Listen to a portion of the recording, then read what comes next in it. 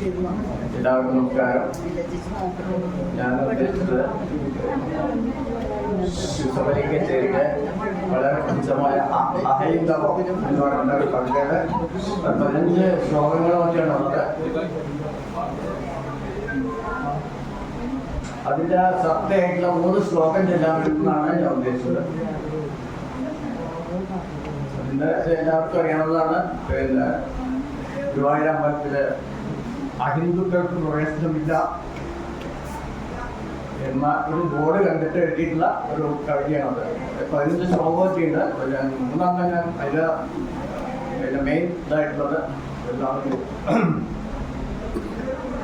ശ്യാമാകാശമണിഞ്ഞിടുന്നൊരുചിരം സായാഹ്ന പീതാംബരം ശ്രീമാതീതലയാനുഭൂതിയകമേ പെയ്യുന്നു ശംഖധ്വനം ആത്മാന്തത്വമകന്ന ഭക്തവിവഹം ഹേ കൃഷ്ണ നിൻ വിഗ്രഹം കാൺമാനെത്തുകയായി നിരുദ്ധനിവനോ നിൽപ്പാണകന്നേകനായി കൺമാതാവകദർശനാർത്ഥമണയാൻ പാടില്ലെനിക്കെങ്കിലും കണ്ണാൽ നിന്നെ അരക്ഷണം നുകരുവാനെൻ തൃഷ്ണ ചിന്തിക്കവേ വിണ്ണാറായൊഴുകുന്ന നിൻ കരുണ തൻ ദിവ്യാപദാനങ്ങളായെന്നാൽ ആശ്രിത ഹൃദയജ്ഞനുടനെ കൺമുന്നിലെത്തി ഭവാൻ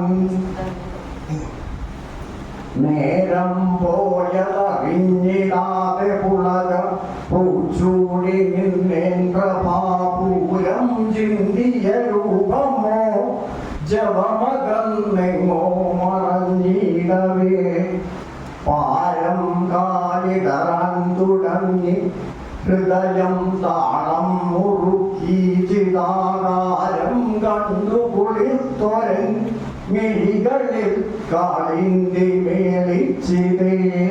നന്ദി, നമസ്കാരം.